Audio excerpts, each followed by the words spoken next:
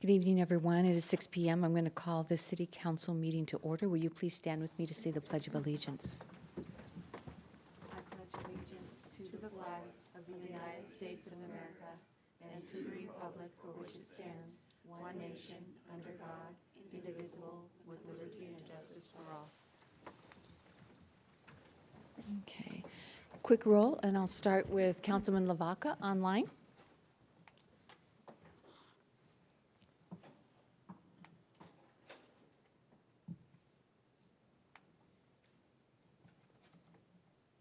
I don't know, Nick, are you hearing us?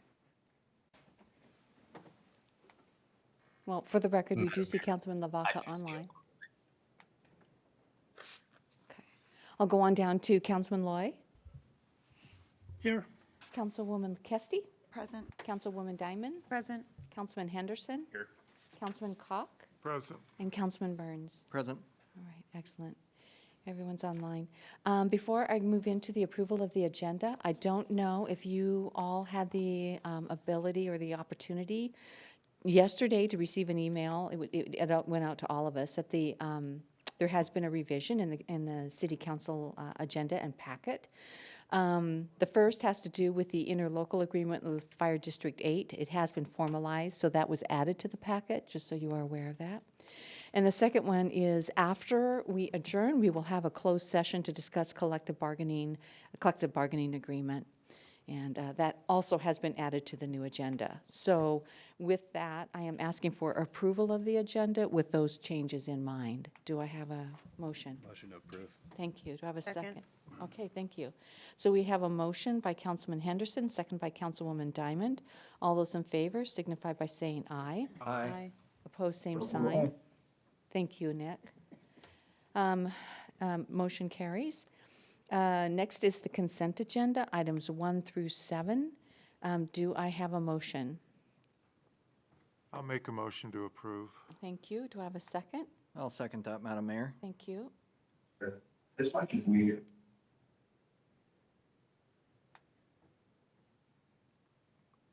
I'm sorry? Okay.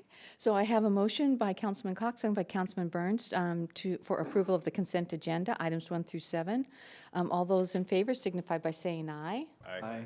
Opposed, same sign. Okay, motion carries. My apologies, Councilman Lavaca. I'm pretty quick there on the call, so I'll try to be more conscientious of that. Moving right into special guest and presentation. Hello, Josh. So we have Josh Polino here, and he is going to do Skagit County EMS Lifesaver Award and Officer Seth Bass. So.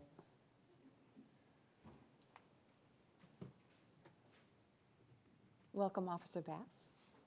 All right. Good evening, Mayor and Council. Josh Polino, Skagit County EMS Director. I appreciate the opportunity to be here tonight. Some of you may know that Skagit County EMS has a recognition program, and it's both for professional responders and ordinary citizens who help to save a life. The award. Thank you. The award was established in 2015 in honor of Dr. Ron Richardson, who is the original Skagit County EMS Medical Program Director and considered the founder of Skagit County and our EMS system. I want to start off first by saying that first responders don't do what they do for the recognition. They do it because it's part of their commitment to the community. And they rise to the occasion in complex, challenging situations because it's the right thing to do and because it's who they are. Most first responders scatter when you try to recognize them publicly, so I'm pleased to say that we were able to corner Officer Bass here tonight. And I often tell people that the EMS system is a system of care, and what I mean by that is that it requires the coordination of multiple moving parts, including our 911 dispatch center, our law enforcement partners, fire EMS personnel, as well as our hospital staff. In September of this year, Officer Bass responded to a call for service involving an individual who had sustained a serious life-threatening traumatic injury.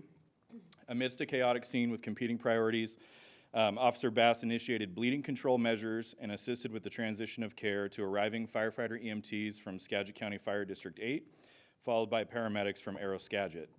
The patient received stabilizing treatment by EMS and was transferred to our partners with Life Flight Network, and ultimately was flown to Harborview Medical Center, which is our region's level 1 trauma center. There, they underwent emergency surgical repair of their injuries, which resulted in a positive outcome and an eventual discharge from the hospital. So with that, Officer Bass, in recognition of your life-saving actions in administering bleeding control measures and contributing to the positive outcome of this incident, I'm pleased to present you with the Dr. Ron Richardson Lifesaver Award.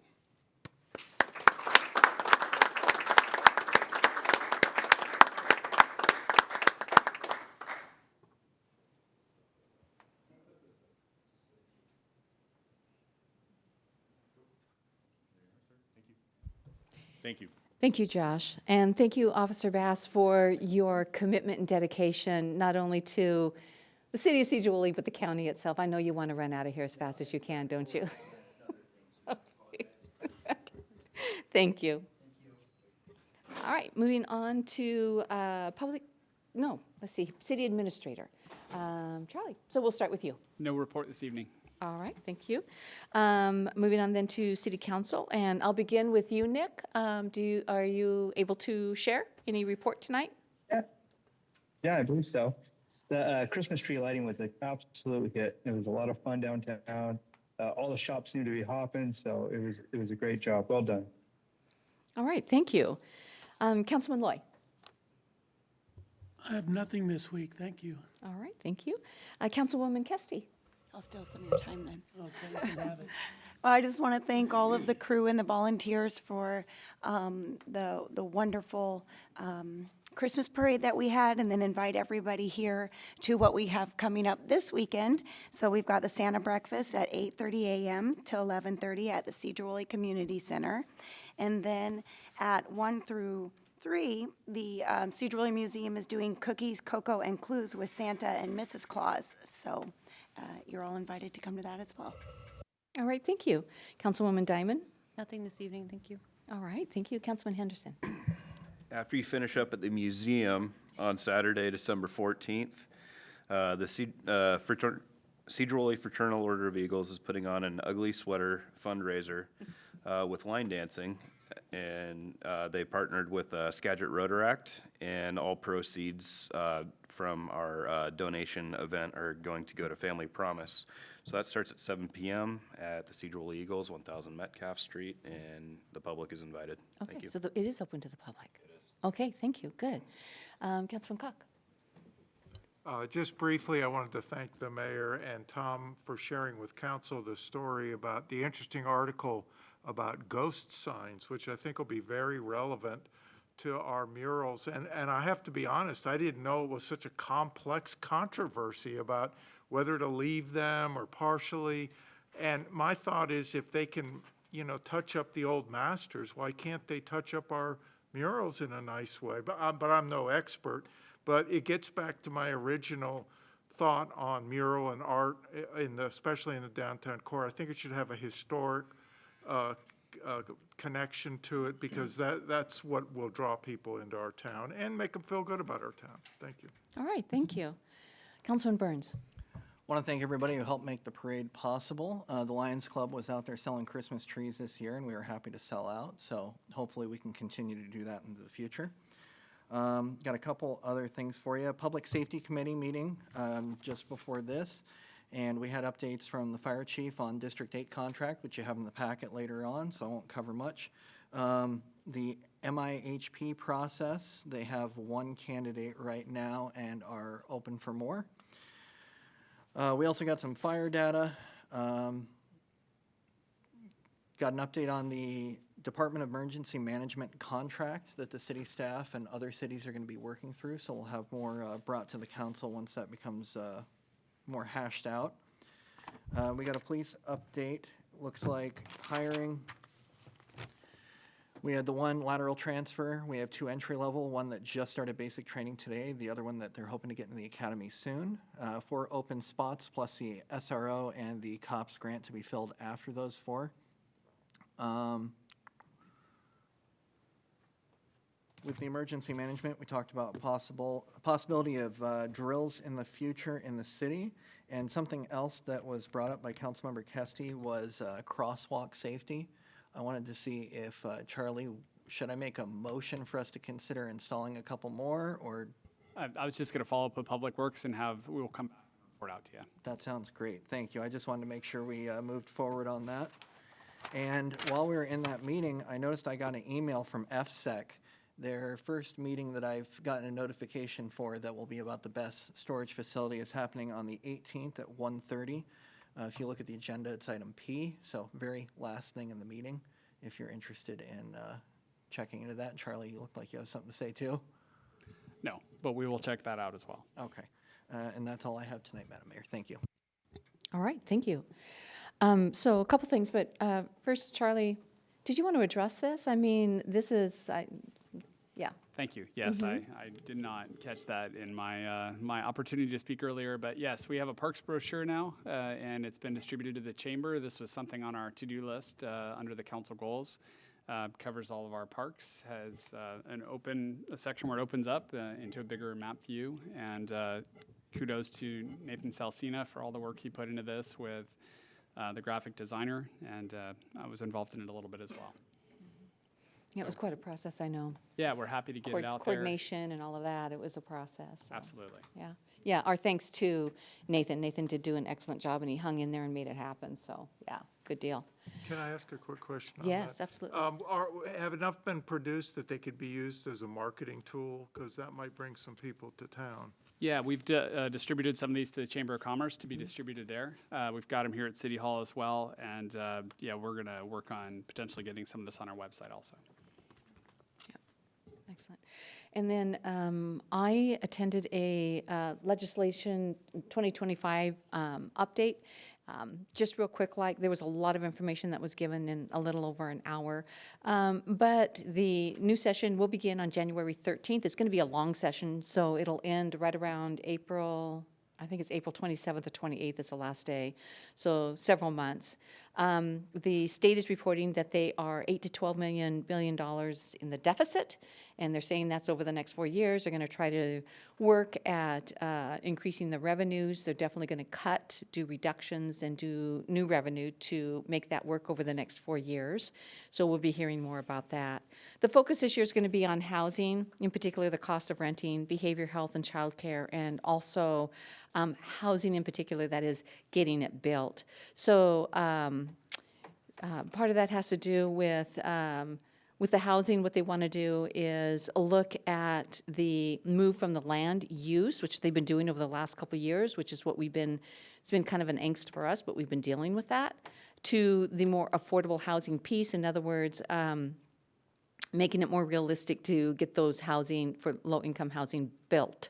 Things that they are looking at is the real estate excise tax. They're going to readdress that, take a look at that. They're also going to look at self-storage industry. There are apparently tax loopholes where they don't have to pay taxes or the B&O tax. So they're going to close up those loopholes so that they can put that money, that funding towards the housing. They also want to put a cap on rent, in particular the low income. I can tell you that I sat on the legislative agenda, and that was there was a big push from several cities not to do that, but the legislature is going to be looking at that anyway. And they are also going to be addressing condominium reform and lot splitting. So that's what they're going to do with the land. With the behavior health, in particular, they're just going to be looking at providing services, facilities, and more behavioral health therapists. There's a lot of concern about what's happening with our youth, and kind of given the climate, I don't think I have to tell any of you or explain to any of you exactly what's happening and our concerns that we have. So the other piece is that the 5 priorities of the city on the AWC legislation. One was, and this was brought up by Councilman Lavaca last week, that had to do with the 1% cap going up to 3%. What I wanted to make clear that I was reminded of in this legislative update, and I want to make clear to our council, is that that's a suggestion for the cities. The cities do not have to increase their cap to 3%. It'll be up to 3% or where inflation is at, so wherever at the time, so whichever is lower, that's what a city council can do.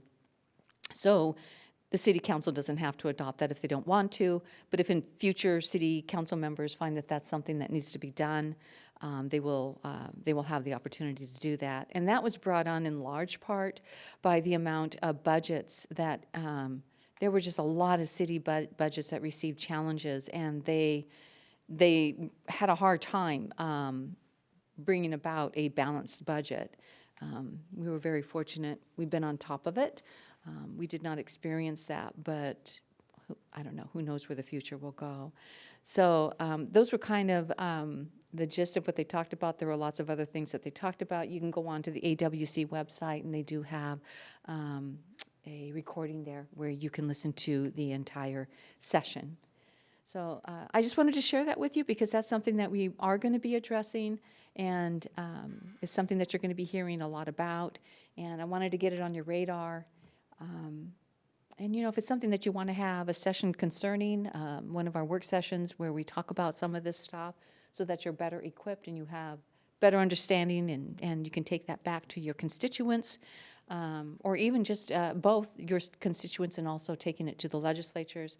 You know, let us know, because that's what we want to do. We want to empower you and arm you with information so that you can help influence the way the laws are being made here in this state and what happens within the city. So lots of other things going on, but I'm just going to end with that. That was pretty lengthy, and we will move on. The next thing on the agenda is public comment. It is 6:16. I don't know if there's anybody, I'll start with anybody online. Is there anybody online who would like to do public comment? If so, it looks like you're raising your hand. Is that correct? And Woody will unmute you so that you can make public comment. We ask that you give your name and how you're affiliated with the city, if you would, please. All right, keep it to 3 minutes if you can. So Woody, I'll let you make that determination as to who goes first up there. Thank you. Dylan, you should be able to unmute yourself. Hello, thank you, Council. Yes, my name is Dylan Roof, and I'm actually a human rights advocate. And the purpose why I'm wanting to speak to you today is against a lot of this anti-white DEI hate. I think that one thing that is often not, I guess, appreciated is that DEI is essentially just anti-white rhetoric. And I mean, I know that we care about minorities and such, but I mean, white people are overall a global minority. I think there's only 7% of the world is white people. And so, diversity is exclusion of white people. Equity means stealing from white people. And then inclusion essentially is just taking from white people. So it's very important that we also recognize how white people deserve rights as well. And I think that when we're putting in programs that place an emphasis on race or gender or disability, essentially what it does is it just harms the straight and white people. And I don't believe that that's very fair.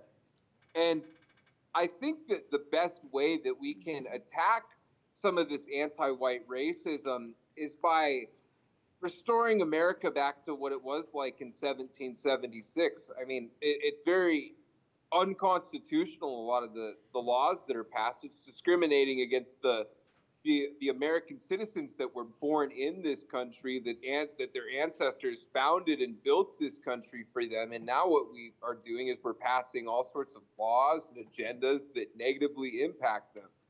And I mean, I don't know if the council can say this for themselves, but my family were founding stock Americans, and they fought for this country and they died for this country so that then I can live here. And lots of white people have died fighting for various noble causes, and I don't believe that it's quite adequate or fair that we push all of this DEI, any of this stuff that inadvertently, or how I believe it to be, I believe it's quite implicitly meant to negatively impact the white Americans that live here. So I would implore the council to maybe institute something like a White History Month. We have a Black History Month. We have a Native American History Month. We have Jewish Heritage Month.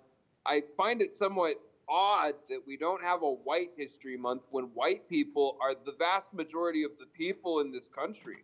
I mean, these are the people in our schools. We have lots of young white people that are not proud to be white. They believe they did a lot of things that they did not do. When you actually look at the slave trade, it was mostly Jewish. It was a lot of Jewish things. So just want to say, white people, we're awesome. Love being white. Okay, moving on. I see that there is a Jason Gould, is that correct? And can you state, Jason, how you are affiliated with the city? And you have 3 minutes. Hello, my name is Jason Gould. I'm a designated managing broker with Realty Real Estate. And I was brought to my attention that Sedro-Woolley is going to be looking at some amendments to accessory dwellings. And I wanted to bring in some information. I've been a property manager for over 14 years. Jason, forgive me. So, is this something where you want to make a comment regarding our public hearing that we're going to have here shortly regarding the ADUs? Regarding housing in general Okay. and affordable housing. Okay, because I wanted to share with you that if it had to do with what we're going to be discussing, then that would be a more appropriate time to make comment. But I'll let you make that. I'll let you make that call. Okay. Do I restart my time or? Go ahead. I'll give you a few more seconds. Okay.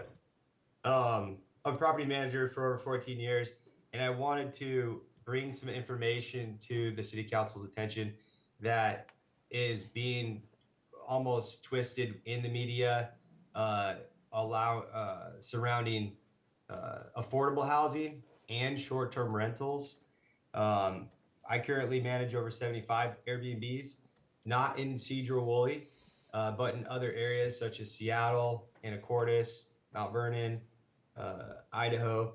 And what we've seen in areas that don't restrict short-term rentals is that it spurs the community to either start Airbnbs or start increasing housing, maybe adding an ADU or DDU, or buying another property and rehabbing it, taking a vacant property that's sitting there not being rented and allowing it to turn into housing. And what it's turned into over the past few years is there's a boom in every market, and then it levels off with supply and demand. And right now, it's less expensive to rent a fully furnished rental by the month than it is to come up with first, second deposit and sign a 1-year lease and make sure your credits at above 580 is common. So affordable housing is actually changing pretty rapidly with the supply and demand in the market, and it's all based on market conditions. So if the city is going to be doing any type of restrictions on what you can do with your property, I recommend really looking at the vacant homes. There's more vacant homes in your city than there is short-term rentals.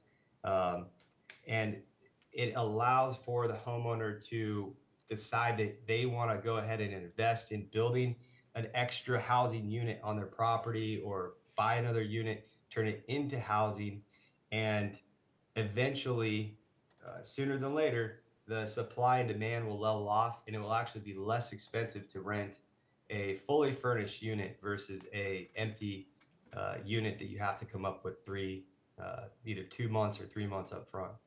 I've been doing this a long time. Anacortes banned it completely, and it's just skyrocketed the prices of short-term rentals.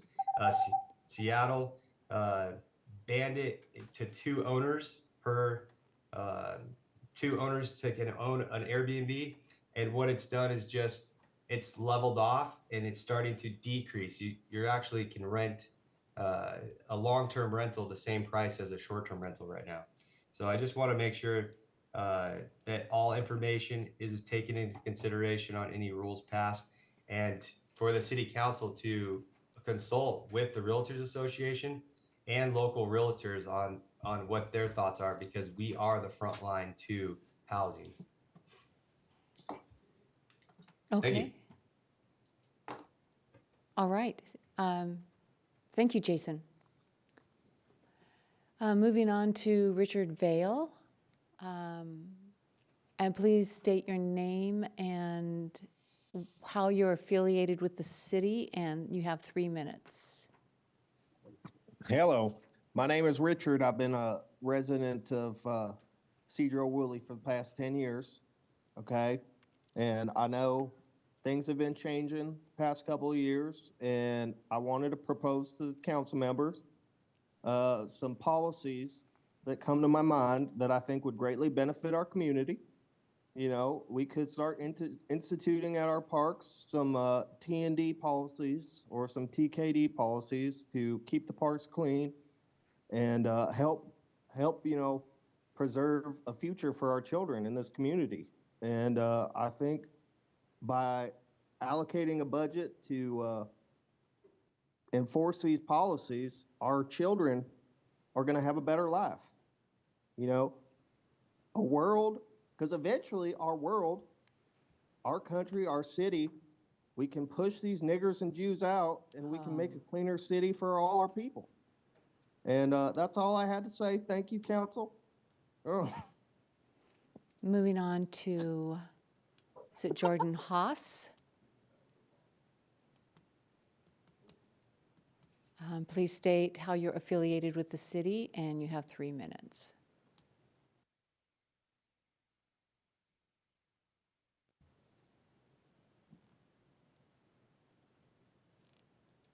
Hi, are you there?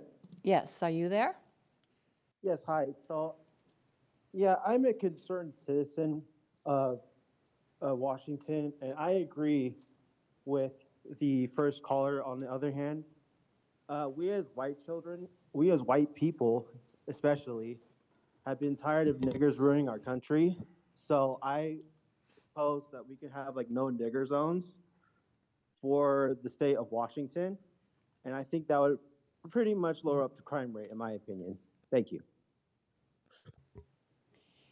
And lastly, I apologize, it's small print, but I want to say Bastian, is that who I am addressing here? And how you're affiliated with the city of Sedro-Woolley, and you have 3 minutes. Yes. Hello. Can y'all hear me okay? We can. Yes. So I've just moved recently. I've only been in the city for about a year and a half. I found these previous comments to be quite racist, to say the least. I'm very surprised to hear that out of our, it's a multicultural city, right? So I just want to address the fact that, and as a Jewish man, I don't appreciate it because not only is it racist, but it could be deemed anti-Semitic. If you guys haven't read the Talmud, in the Talmud it says that goyim are below us, so I don't appreciate these goyim, which means cattle basically, because we're the chosen people, y'all aren't. It basically means that y'all can't say anything against us. And also in the Talmud it says that Jews are allowed to lie to goyim, steal from goyim, murder goyim, and rape goyim girls at the age of 3 years. So you dirty goys need to keep your mouth shut. Jews run the United States. If you want to do something against us, come on. You see what happened to the Germans there? We'll do it to all you niggers. So I'm We going don't to give a ask the fuck. council White if they power, want to Heil continue Hitler, on with nigger. this. Is the council willing to continue on with this? Madam Mayor, or- I'd make a motion to move forward with the agenda today and put an end to public hearing. I second. All right. I agree. So, all right, so we have a motion to end the public hearing. It's been motioned by Councilman Diamond, second by Councilwoman Kesty. All those in favor signify by saying aye. Aye. Opposed, same sign. Therefore, we will end the public comment at 6:28. Thank you very much. All right, moving on then to, I guess it is the public hearing. So we have ADUs, it's the Sedro-Woolley Municipal Code, Ordinance 2083-24, and it is an amendment to Chapter 17.100. Action is being requested tonight. And I believe, Nicole, are you going to be leading us through this? All right. You want to step up to the mic? Make sure the blue light's on, so. Thank you. Thank you, Nicole. Good evening, council members, Madam Mayor. So this is the second reading of draft ordinance 2083-24, which proposes amendments to chapter 17-100 of the Sedro-Woolley Municipal Code, accessory dwelling units, or better known as ADUs. The changes will implement the new requirements of House Bill 1337, which aims to assist cities in expanding housing options by easing barriers to construction and use of ADUs. The most notable change being that all cities planning under the GMA, including Sedro-Woolley, must allow for 2 ADUs per lot in all zones where single-family homes are permitted, provided that such development meets all other applicable zoning regulations. The changes will also remove the owner occupancy requirement and will provide adjustments to how cities can regulate the design, dimensions, setback, and parking requirements for ADUs. Though the updates are not required to be made until June of 2025, it is recommended that we amend the code now. The city applied for grant funding through the Department of Commerce to help us transition to a paperless permitting system, but we were denied that financial aid due to our noncompliance with House Bill 1337. It's anticipated that there will be another opportunity to apply for this grant funding in early 2025. And it would be in the city's best interest to be in compliance now. So we are eligible when that time comes. This version of the draft ordinance incorporates the additional language that the Department of Commerce did request when they received our notice of intent to amend development regulations. Those revisions include updating our current definitions for accessory dwelling unit and dwelling unit to match the state definitions better, clarifying parking requirements, and specifying that the ADUs can be sited at the lot line if that lot line abuts a public alley. This version of the draft ordinance being presented tonight was reviewed and approved by Commerce. I'm asking, let's see. Again, these amendments are just to get the city in line with the requirements of House Bill 1337. Following the completion of the comprehensive plan update, there will be more opportunity to address the ADU code again and make additional refinements as necessary that align with our housing goals and policies. So I am asking for action from the council tonight following the public hearing.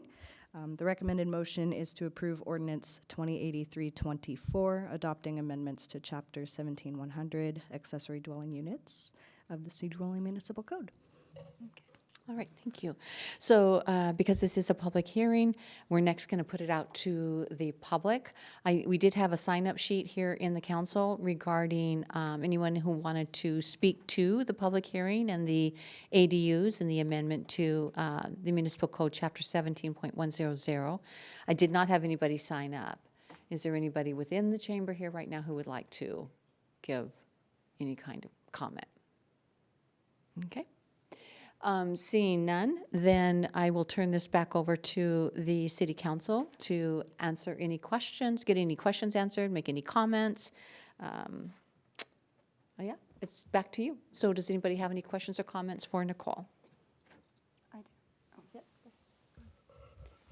So I live in a community with HOAs. Would this supersede the HOAs? It would not. So HOA regulations, they essentially are their own governing body. So if it is stipulated in the covenants of the HOA that ADUs are not allowed, or there's other specifics regarding lot coverage, things like that, that the HOA's regulations would take hold. So then nothing would stop, I don't know, city blocks from developing their own HOAs so that we could supersede this? I suppose not. Okay. And can they do that after this has been implemented? Can I weigh in real quick? Yes, please. HOAs created before the law takes effect are exempt, but Okay. I do not believe that HOAs created after the law takes effect. Good. Thank you for are clarifying that. exempt. And Thank when you. does it take effect?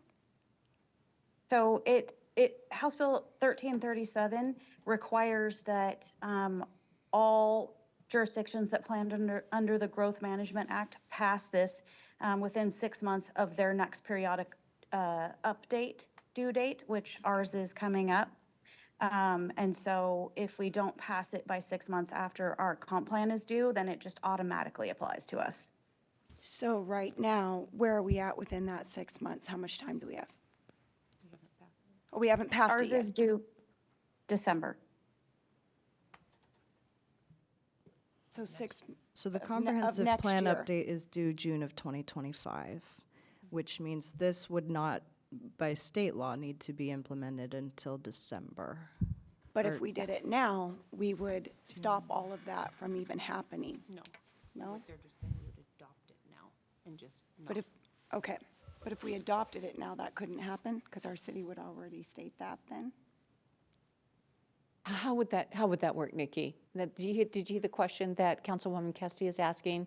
She's wondering if this is adopted tonight, this amendment, this particular ordinance, 2083-24, then anybody wanting, any neighborhood wanting to apply HOAs that state no ADUs cannot do that. But if we do not adopt it, then they do have until the end of December, or till December 2025 to adopt HOAs. Am I saying that correctly? Yeah. I think that's generally correct. You know, we have to pass an ordinance that is consistent with House Bill 1337 by December. And until then, the HOAs that are created are exempt from this requirement.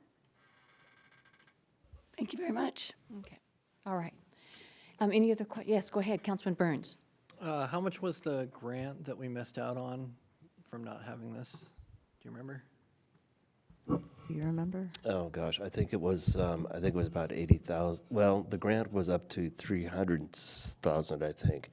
And I think we estimated that our cost would be about 80 to 100,000.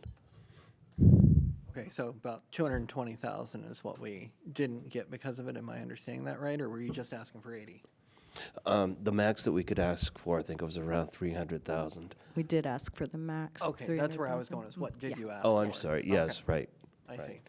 We missed out on $300,000 because we have not adopted this. If we don't adopt it, we won't be eligible for that until, well, the following year, if we follow the current logic on it. Is there any other downfall to not doing it? Well, the legislature, they had, at the time that we had talked to the state about this, they said that we would be eligible when the state issued another round of grants, and they're hoping to do that through this next legislative session. So internally, we were talking, well, we'd like to get lined up for that so that in 2025, we'd be able to, we'd be eligible to apply for the grant again. But only if we pass this, is that correct? Yeah, it would have to be passed before we could chase the grant. Okay, so Councilwoman Diamond? I was just gonna, correct me if I'm misunderstanding, but we missed out on a grant because we did not have this ADU section in our policy. That's correct. However, it's not actually even required by anybody until 6 months after their comprehensive plan is done, which for us would be 2025. So they're really trying to push cities to adopt all of this before it's even state law It's a, by restricting funds and disqualifying grant money. it's already state law But it's not required yet, until we have our comprehensive plan adopted. right? So they're just really using dollars to push the city to do what they want. I can't answer that. I mean, that's my take. I understand. Okay. Councilman Henderson? What's the minimum lot requirement? The minimum lot size requirement? I see a lot of red line stuff, so I'm just trying to get an understanding of, I guess it's a two-part question. What's the difference between this and a triplex? There are more, it's the building side of things where it gets a little bit different with firewall separation, that sort of thing. Ultimately, on the outside, it'll look the same. When it comes to lot size requirements, so it's a little bit separate from the minimum lot size, right? So more what governs the amount of space to be able to place an ADU is your lot coverage requirements, right? So an example would be in the R7 zone, your minimum lot size is 6,000 square feet, and you are able to cover no more than 50% of that minimum lot with structures. And so the house and your two ADUs must not exceed 50%. So if you cannot fit that second ADU, sorry, you're limited to one. Is there a minimum main unit size? Because there's a minimum and maximum, I see 1,000 and then 205 square feet for the minimum size for the ADU. So I could build a 1,000 square foot main house, right? And then on either side, I could have an ADU of 1,000 square feet and 1,000 square feet. So it kind of seems like this is completely bypassing any of our zoning requirements that we have for single-family housing, right? Hard to answer that. I'm sorry, say again? Hard to answer that. Okay, well, it would seem as though they're saying instead of single-family homes, you're allowed to build triplexes now, up to 1,000 square feet apiece, right? So if you take like any housing development that we're looking at putting in, right, in town, you can just do 3 units per single-family residence, right? And then it goes on for parking requirements.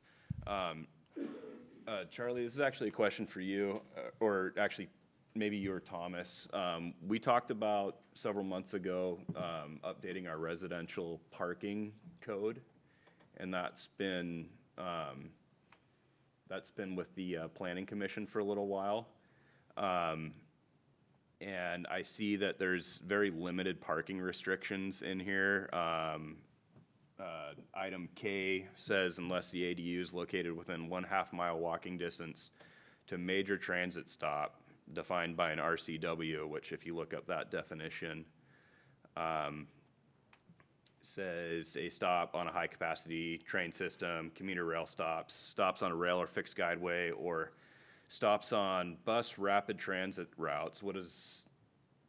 Do we have a definition for what that would be within Sedro-Woolley, within 1/2 mile? Is that just our main bus stop? Go ahead. Okay. Yeah, we talked about that internally on a staff level, and we don't have that kind of transit here in our city. We've got low frequency transit, so obviously not access to light rail or commuter type bus traffic. So we don't have a rapid transit route? No. That's not what our stop's considered, No. our main hub? No. Okay, Bus rapid transit tends to go long distances, pretty much a straight line, point to point. okay. So if we were to update our parking code for residential parking, before we updated this, we would have something in place to more robust to solidify what parking requirements would be for ADUs, right? And we would still have time to get this done, get this ordinance amended before it would be time to apply for our grant for the digital permitting process, right?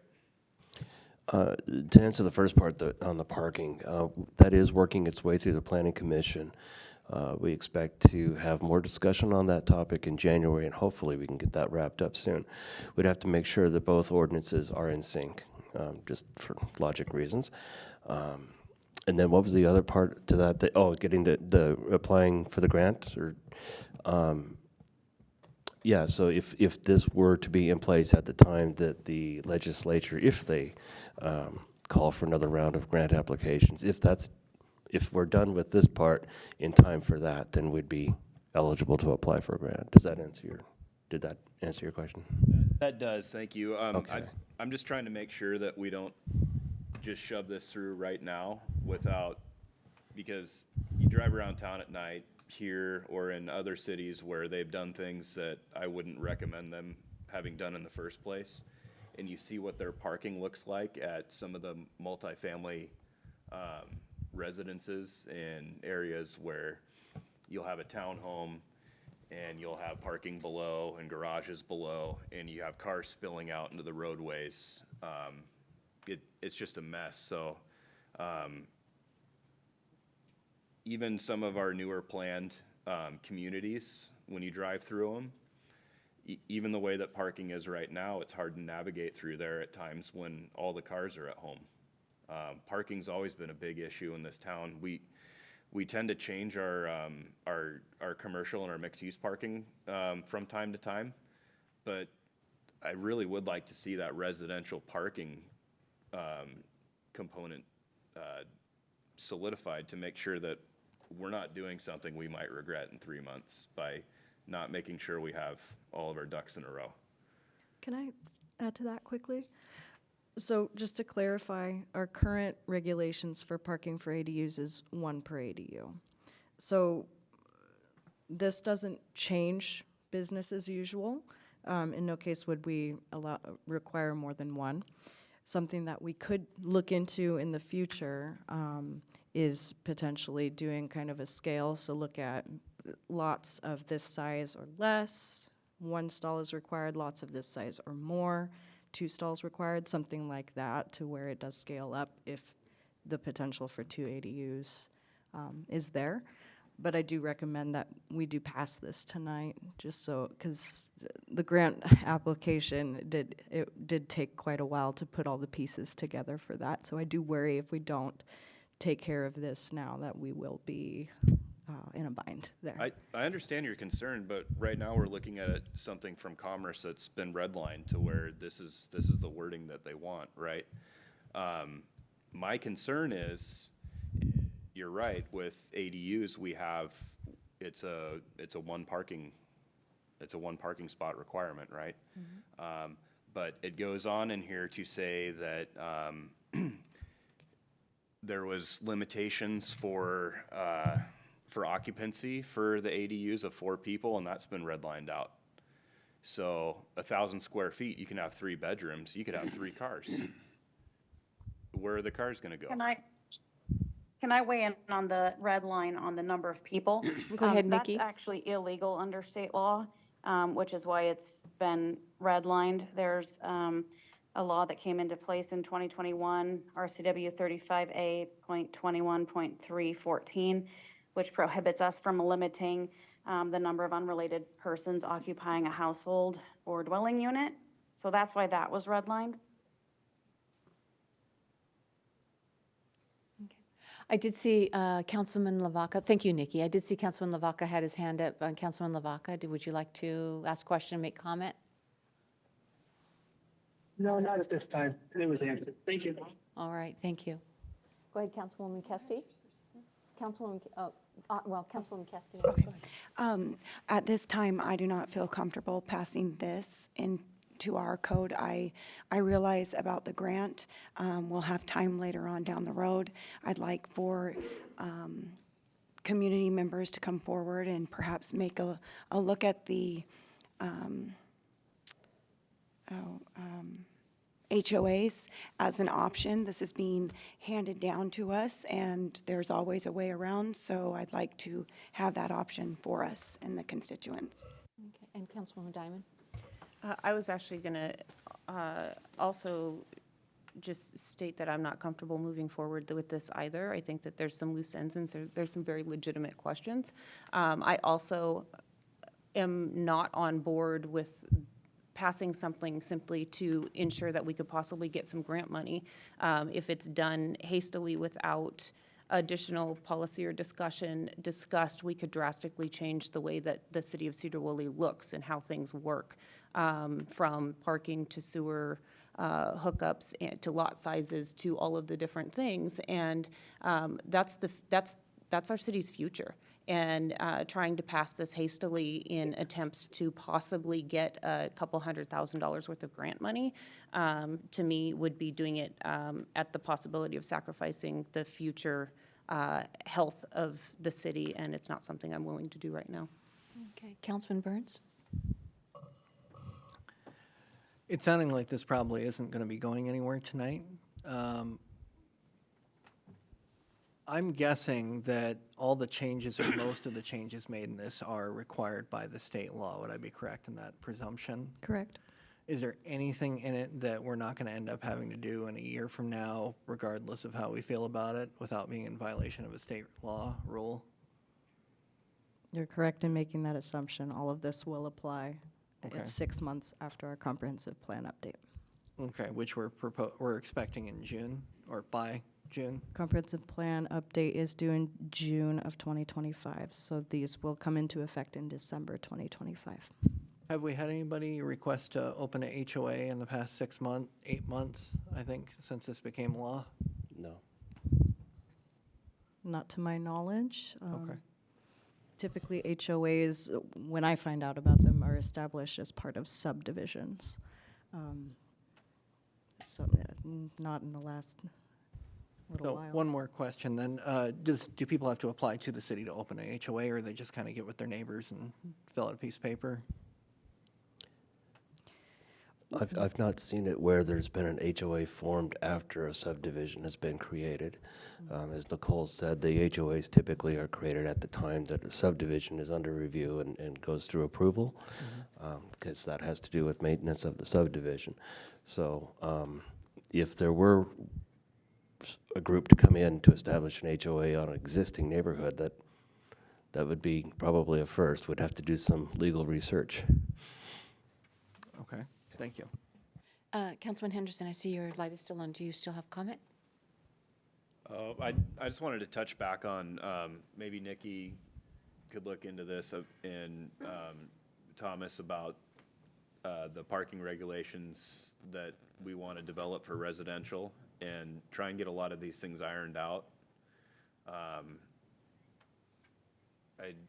I'd like to see it move a little bit more quickly than it has. I mean, it's been months now, and we established it incredibly fast for mixed-use commercial. And then we also stated that we wanted to see this for these parking regulations for residential come up for a lot of these different apartment units. And I'm not really understanding. Maybe you can help me understand why it's taking so long, or why the discussion is being drawn out when, as before, it was, we have these regulations for mixed use that we want to get done right now. And then, so I'd like to see a lot of this stuff get ironed out. I know that a lot of this is state law, and we're gonna have to conform to it. But there's other state laws and codes that we don't have to adopt, that we've opted not to, or we've at least indicated that we're opting not to, as far as like natural gas use and stuff like that. So it'd be nice to know for certainty exactly what we're doing here before we just pass it. That's my 2 cents on it. Okay, Councilman Koch? Yeah, it just seems like we will inevitably have to pass this in almost the exact form to adhere to state law. I'm not big on breaking laws. But I do hear from fellow council members and, that they have some questions. It doesn't seem urgent to pass it now. However, I will say, isn't this grant for digitalizing the permit system? That's correct. Yes. Well, and to me, that is important because it will, if you talk to developers, one thing they hate is how long it takes to get their permits moving. And I really think that's extremely important for our citizens and our business people. So I think it's important to get that grant moving. But if we need a little bit more time to maybe talk to some folks that might be getting ready to start an HOA or something, I'm okay with that. But I don't think we will be changing this measurably. Thank you. All right, thank you. And Could I? Councilman Loy, I saw you had your light on. Do you have a comment? Yeah, one of the things I wanted to agree with is I would like a little more time to read through it. I was on the Planning Commission for 8 years, and you got to study that stuff because what looks one way turns around to be the other way. So I'd rather slow down so I understand it, because I've been through many times where you get through everything and nobody knows what's going on, so. Okay, Councilman Burns? I'm curious, would we be able to get away with saying that we are adopting it, but it goes into effect on December 1st of 2025? Would that, That's something I'd have to check with Commerce on. Okay, because technically we would be. Nikki, do you have a comment on it? Both. So because it wouldn't actually change the code and the regulations that we have in place are still not consistent with the current state law, even though it doesn't apply to us until December of next year, I would suspect that Commerce is still not going to find that to be adequate for purposes of providing the grant funding. I suspected not, but thought it was worth asking.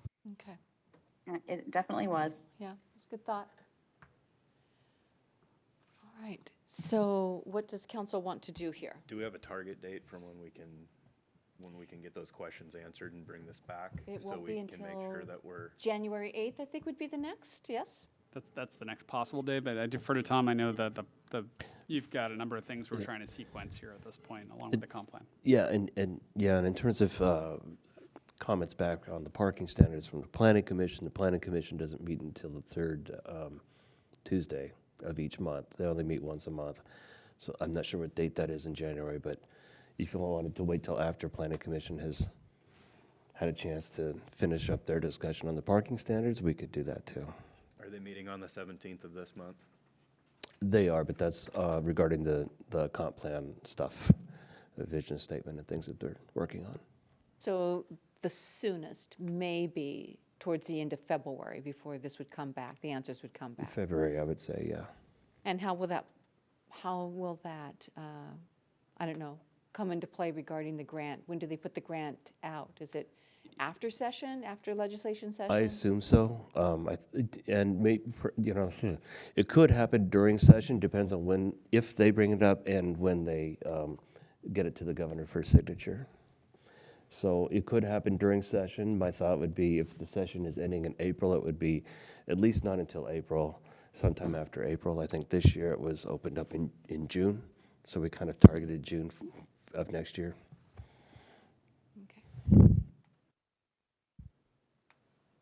Okay, so what's council's wish here? So what date will you bring it back? If we elect to bring it, if we decide to table, what is our target date based on us still having to pass our calendar for next year? Would you need at least 2 sessions with planning commission? Because if so, then it would probably be It would be, our third, it would be at the end of February. I think you're right. Be the Yes. earliest if they can do Yeah, it. yeah. February 26th is the second meeting in February, second regular meeting of the council. That'd be a good target date. Yeah. We might But- be able to bring it sooner. But no guarantee. That's correct. But it depends on what planning commission. It does. I Yeah. can't speak for them. It does depend on what they want to do. Right, right. Can we just ask for a third read at that date? A third read? Can we ask for a third read instead of a motion to table? Can I? I think that can be done. You can do that. They want a third read on the 28th of February. Yeah, we can just flip it in the system ahead and add third read and let it sit there and we'll have it. Okay. I said that they all wanted it, but I don't know if they all wanted it. Do you all want that? I was just personally Yeah, asking you were. for You it. were making that, yeah. Do you want to make a motion I regarding would that? make a motion to ask for a third read at that date. I'll second that. Okay. So we do have a motion by Councilman Henderson, and it's seconded by Councilwoman Diamond to have a third read on this amendment, this particular amendment. It's Ordinance 2083-24, amendment to Chapter 17.100 of the accessory dwelling units in the Sedro-Woolley Municipal Code. All those in favor signify by saying aye. Aye. Okay. Madam Mayor, may I ask a question? Yes. Is it too much to ask about the HOAs and if that is something that neighboring constituents want to do in order to not see this high density within their own community's area? Is there anything that they would need to know or that we could put together for them, requiring how to start an HOA? Or is that just, nope, just go ahead and look it up on Google? Do we have anything here that would help them? Always go to Google, right? So before you explain that, we were right in the middle of a motion. I want to finish the right. motion so that then we can have that discussion. Is that all right? All right, so I had ayes. All those who are opposed to this motion signify by same sign. Okay, none opposed, so the council stands wanting to bring this back on the 28th. Okay, thank you, Councilwoman Casti. Go ahead. Okay. That is something that staff can work with our attorney on to get that information pulled together for you. Thank you very, very much. Thank you, Nicole. Thank you very much for the work that you've done on this as well. Thank you. Yeah. And thank you, Nikki, for the guidance on this as well. All right. You're welcome. Moving on to the next item, this is unfinished business. This is the 2025 Master Fee Schedule, Resolution 115524. This is a second read, and are you looking for action tonight, Kelly? Yes. All right. So go ahead. Good evening, council. My bad. My bad. That was actually a public hearing. I now close the public hearing, and we move on to Great. unfinished business. All right, there we are. So as the mayor stated, this is the second read of the 2025 master fee schedule. The only change from the first read, as I mentioned, there was one area we needed to correct. We corrected 2 fees in the cemetery rates. Everything else is the same as presented in the first read, with council requested that we just revise the formatting to show the changes all on the same sheet. So we made that adjustment just for this reading, but a clean copy will be posted once it is approved. And that's all I have to present for now. Okay, are there any questions for Kelly? Go ahead, Councilman Henderson. Thanks, Kelly. So we establish our next fee schedule at this time next year for the following year, right? Is this in tandem with the biennial budget, or is this? We definitely do change it the beginning of every year. So like the end, to make it effective the beginning of every year because of the utility rates and the changes in the utility rates. But the council can change the master fee schedule throughout the year. Last time we did it was in June of 2024. I think at that time we made some changes to park fees, but the major change comes at the end of the year to be effective at the start of the next year when we do our annual increases. Okay, thank you. Any other questions? If not, go ahead, Councilman Koch. I'd just like to make a motion to approve the second read. Do you need a motion? I do, thank you. Do I have a second? I'll second. Thank you. So we have a motion by Councilman Cox, seconded by Councilman Henderson to approve the 2025 Master Fee Schedule, Resolution 115524. All those in favor signify by saying aye. Aye. And opposed, same sign. Very good, motion carries. Thank you. Moving on to. One question, Mayor. Go if I ahead, could. go ahead. I have a question about the solid waste and sewer and stormwater rates. Just for clarification, are we doing a budget amendment for those? Or did those get passed with the budget at last meeting? There's no necessary budget amendment for those items. Although with the budget, we present revenues and expenditures. What the council is truly approving is authorizing the expenditures, so there's no need to do an amendment specifically to adjust revenues. To realize the revenues? Right. Okay, I just remember that we did do that one time for the levy lid lift. I think we did a budget amendment to realize the revenues for it, so, but if we don't need to do anything. Yeah, we also had corresponding expenditures. We generally, when we do budget amendments, we will adjust revenues with that as well as necessary, just because it's hard to pass the expenditures without knowing the associated revenues. But at this time, there's not a necessity to do so. That makes sense, thank you. You're welcome. Okay. All right, moving on to the last item under unfinished business, and that is the interlocal agreement with Fire District 8. It is a renewal, and Charlie or Chief Wagner, Chief Wagner? Thank you, Madam Mayor and Council.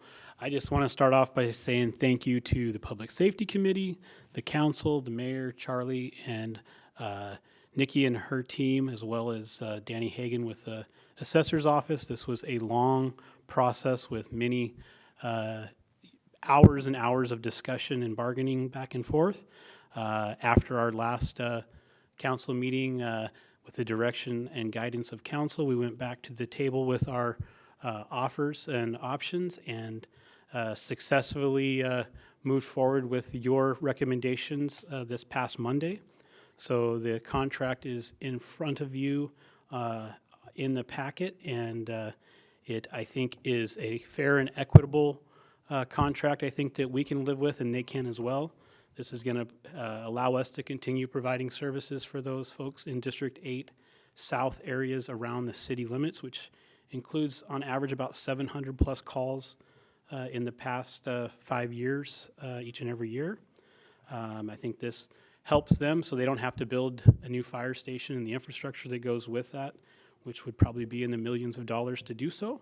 And it helps us with maintaining that relationship, and hopefully we can build on it in the future and continue to work together within these 3 years and to the years to come. So we are now asking for a motion to accept this contract, and we can take it to them for their commissioners meeting tomorrow night for their final approval, unless there's some questions from council.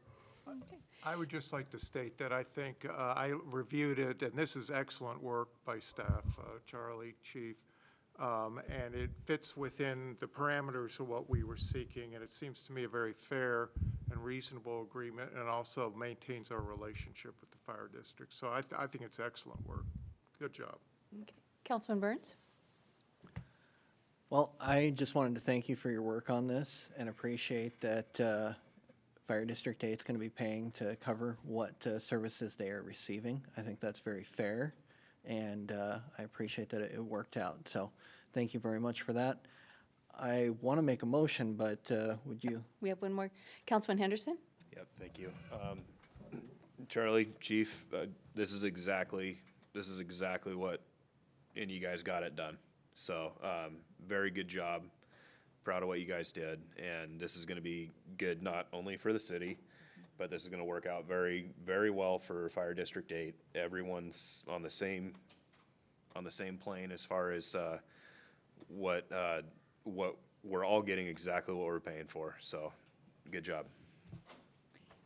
I just want to say that it's the citizens of Fire District 8 that I am really most happy for. They are the true winners in all of this, and you all made that happen. So thank you very much. So, Madam Mayor, I'd like to make a motion to approve. I'll second. Okay. So we have a motion by Councilman Burns, second by Councilwoman Diamond. All those in favor signify by saying aye. Aye. Opposed, same sign. Excellent. Motion carries. Congratulations.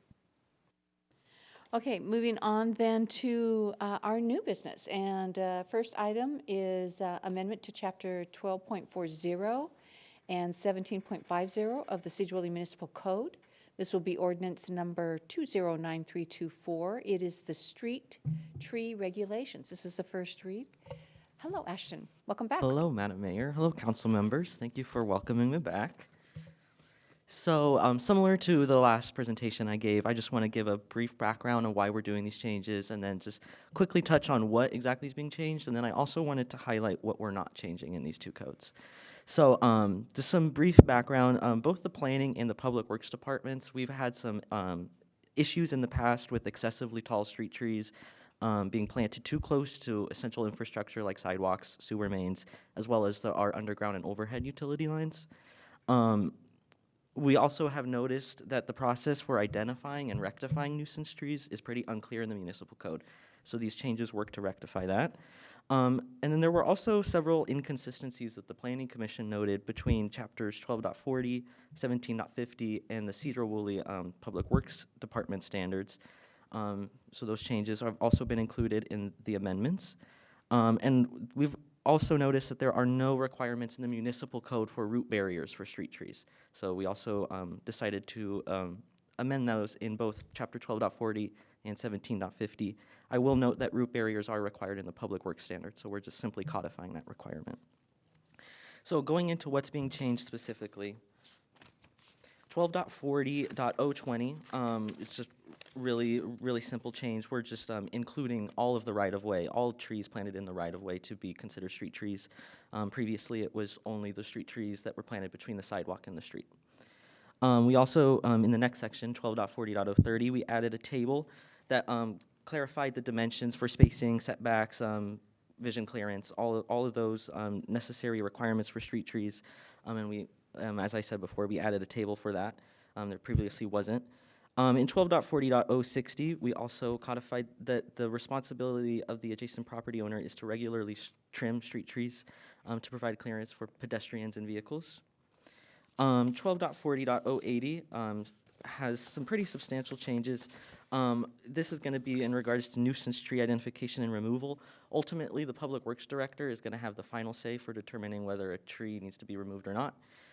If it is the Public Works or the Public Works Director does determine that it's not an immediate danger to public safety or property, but it is a nuisance, then he can require a certified arborist report that will outline how the tree should be rectified and what is it just a branch? Does the entire tree need to be removed?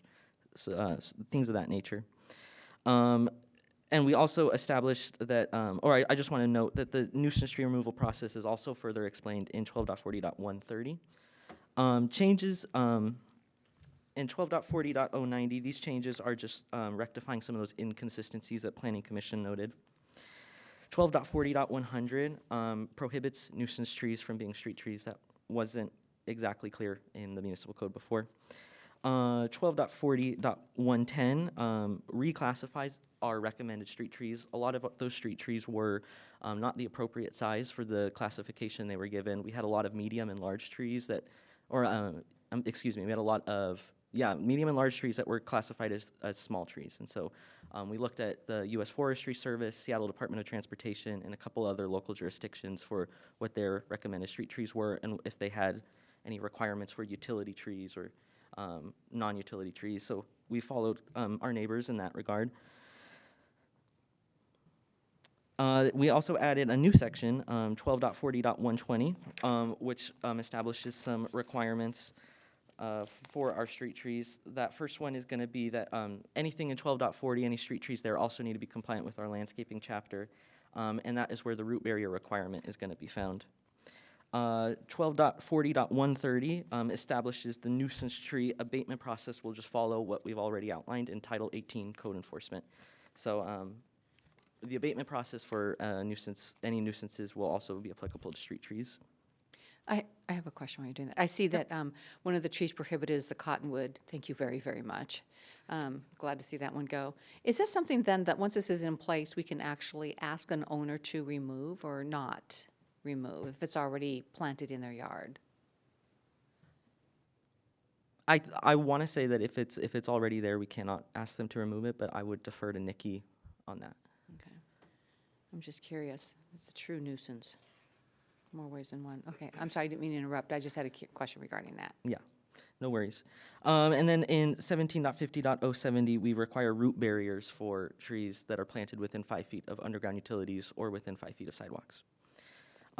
There's very simple changes in the other chapter, 17.50.070. Those are just also rectifying those inconsistencies that we had between the two chapters and the public works standards. So what is not being changed in these municipal code updates? We're not changing any off-street landscaping requirements. Any landscaping requirements on private property won't be touched by these amendments. Responsibility of maintenance of trees and vegetation have always been on the property owner. We're simply making that clear in the municipal code right now. Any sort of vision clearance requirements for vehicles driving on intersections is going to remain the same. You still need to provide that vision clearance triangle at all intersections, and vegetation is included as something that cannot be permitted in the vision clearance triangle. And then we're not changing when street trees are required and when they are not required. Sections 17.50.020 and 17.50.060 outline when street trees are required. General rule of thumb is if a landscape plan is required, a street tree is required, but there are some exceptions that are outlined in those two sections.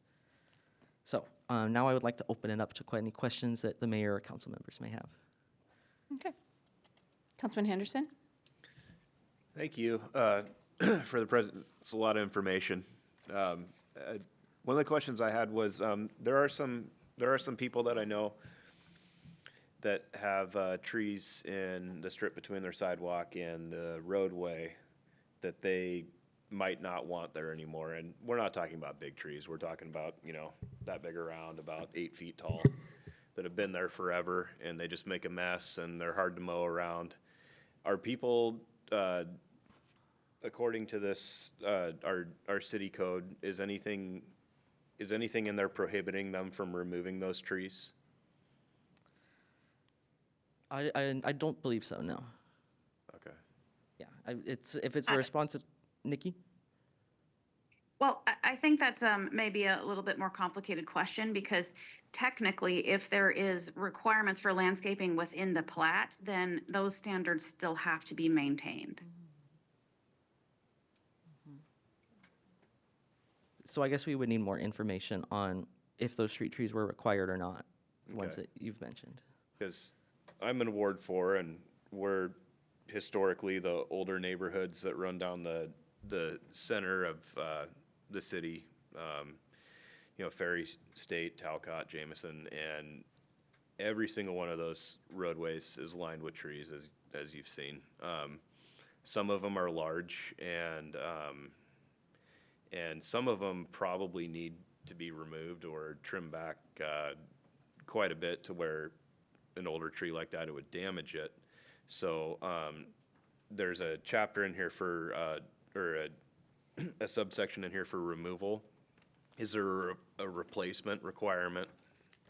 Again, that'd be kind of what Nikki touched on, where, so that'd be interesting to know. Just so when people ask me, I know what answer to give them, or I can tell them to email you. Yeah. Well, Nikki, correct me if I'm wrong, but if there is a nuisance tree and it's been identified as a nuisance through the means that are established in the municipal code, then there isn't a requirement for them to replace it, because that's not explicitly written in the code. I would agree with that. So I have a question regarding the larger, older trees that are actually, they are dead. And when there are windstorms, they have branches, oftentimes multiple big branches that fall out. In this code, I don't see where there's anything that would state that we might require them to either trim them back extensively or have them removed. It seems like that would be a hazard and a danger. Any thoughts? So in 12.40.080, if a tree is identified as a nuisance, but it's not an immediate danger to public safety or property, then the Public Works Department may request a certified arborist report to determine whether the tree is a nuisance and how it can be rectified. And then ultimately, using the findings in that report, the Public Works Director would deem that a nuisance tree or not. And if he did deem that a nuisance tree and did require abatement, it would follow what we have in the code enforcement title. But do we hold them accountable? it is the property owners, the abutting property owner's responsibility to maintain the vegetation in the right-of-way. So even in the sidewalks, we say that it's the owner's responsibility to, maintain the sidewalks. However, the city of Sedro-Woolley has been sued anyway. We've been involved in suits, even though it was the owner whose sidewalk was not maintained. I guess my question is, if one of those trees came down and did damage, will the city be held accountable? That's, I guess, what I'm really wanting to know. If some of these older trees, I live in a neighborhood where there's a lot of very large, elegant trees at one time, but now they are so old and rotten that the concern is that at any given windstorm, part of all of it could come down. When we're talking about potential lawsuits, I always want to defer to Nikki for that. Okay.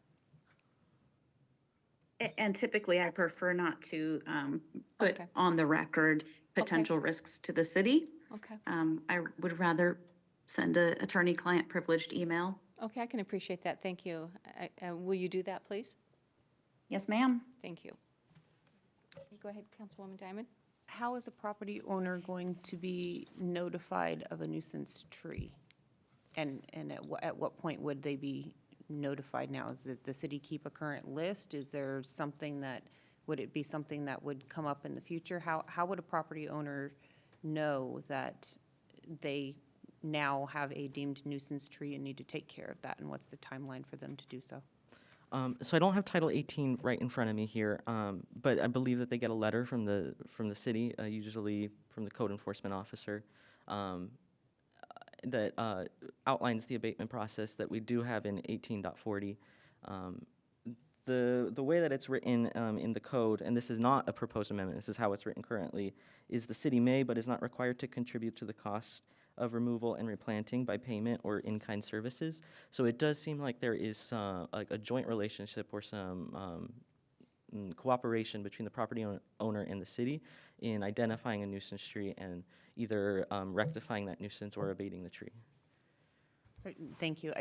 I know in some of the older areas of town where there may be considered some larger nuisance trees, like some of the ones that Mayor was talking about, there are individual property owners that may not have the means to take care of that immediately. So I was just curious about how that could be handled, because they may want to, but they just may not be physically or financially capable of taking care of it on their own. So, thank you. Any other questions? All right, so you're looking for action tonight? I see this is, you have this down as a first read. Did you want action tonight, Ashton, or? I would like some direction from City Council as to whether we should prepare for a public hearing at the next City Council meeting, Okay. or whether there are additional revisions that are substantial enough for continued meetings. Okay. Any thoughts for Ashton? Councilman Burns?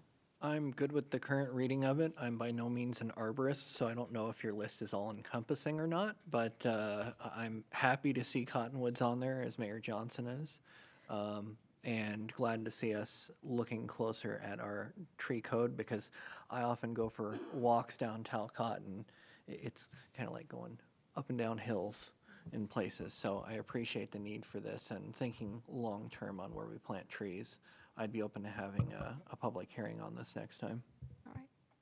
Thank you, Councilman Burns. May I add one thing? Sure. I would just like to note that the recommended street trees, we do allow property owners to recommend their own species, but the species, if it's not on the recommended street trees list, does have to be approved by the planning department.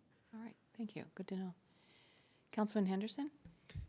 Is there any legal additions or corrections, Nikki, that you saw that we discussed tonight that may or may not need to be put in here? Or would you send that in an email? At this juncture, I don't see that there is anything that needs to change. I have reviewed this ordinance with Ashton and feel good about moving forward with it. Okay, thank you. Okay. So is the council comfortable then with moving forward with the public hearing? I see head nodding. Everybody's nodding their head. Can we take that as a yes? I can take that as a yes. All yeah. right. All right, then that's what we look forward to. Thank you so much. Thank you for being very thorough on this. Greatly appreciate this. Yes, thank you, Madam Mayor and council members. And also good work, both you and Nikki and the staff, on a very complicated issue. Thank you. Thank you. Yeah.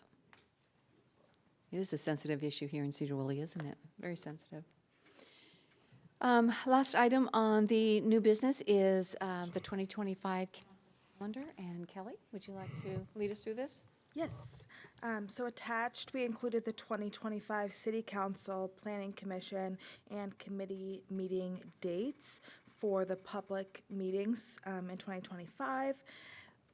The first Wednesday of January, which is typically a study session, is on January 1st, which is a city holiday. So we would just like some direction from council on how to proceed. We've included a couple of options. This, of course, is not, a complete list, but the first option would be to approve the calendar removing the study session, so we wouldn't hold the study session. Second option would be to approve the calendar rescheduling the January 1 study session to Thursday, January 2nd. And a third option would be to approve the calendar and reschedule the January 1 study session to the third Wednesday of the month, which is January 15th. Right. Any thoughts from the council to give Kelly? I like option 3. Option 3?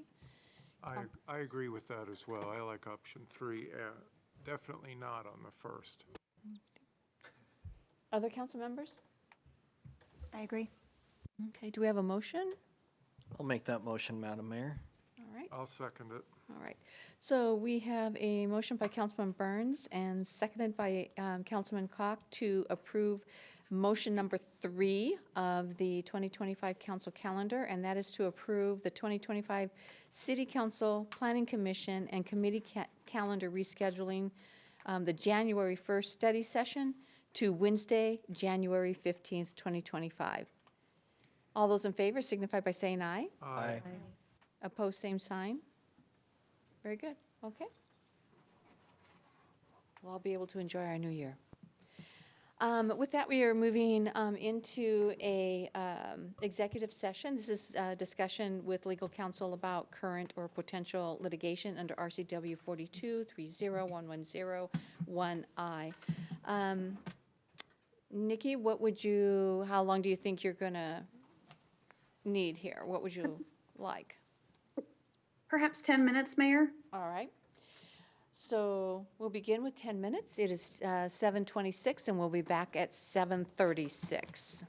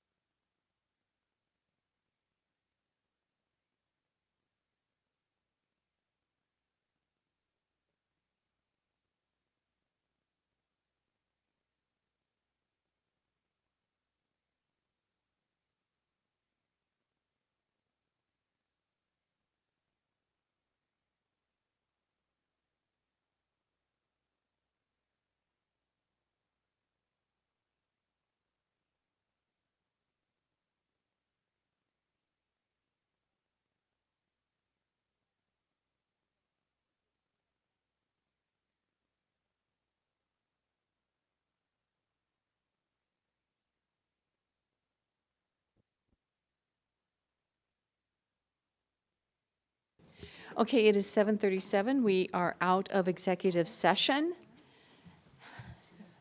Do we have a motion? Madam Mayor, I'd like to make a motion to authorize city attorney to file a complaint against 901 11th Street. Okay. Do we have a second? Second. Okay. So we have a motion by Councilman Burns and a second by Councilman Henderson to file suit against, 901 11th Street. thank you. All those in favor signify by saying aye. Aye. Opposed, same sign. All right, thank you. Okay, that concludes our meeting. If there is no objection, I will say we are adjourned. We are adjourned. Now we are going to move into closed session, and this is to discuss collective bargaining agreements. So, council.